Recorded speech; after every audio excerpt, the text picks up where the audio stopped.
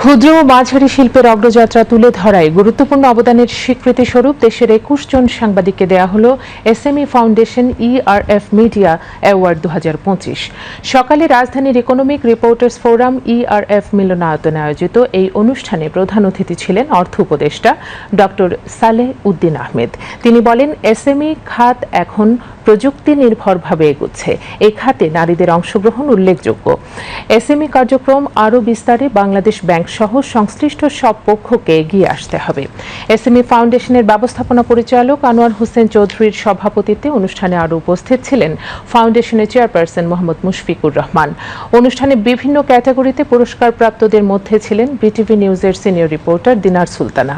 পুরস্কারপ্রাপ্তরা SME খাতের উন্নয়ন, উদ্যোক্তাদের সাফল্য গাঁথা, নীতি নির্ধারণ প্রক্রিয়ায় প্রতিবেদন এবং বিশেষ ফিচারের মাধ্যমে জনসচেতনতা বৃদ্ধিতে গুরুত্বপূর্ণ ভূমিকা রেখেছেন। এই সম্মাননা অনুষ্ঠানের আয়োজন করে ক্ষুদ্র ও মাঝারি শিল্প, এসএমই ফাউন্ডেশন, শিল্প মন্ত্রণালয় এবং ইকোনমিক রিপোর্টার্স ফোরাম ইআরএফ।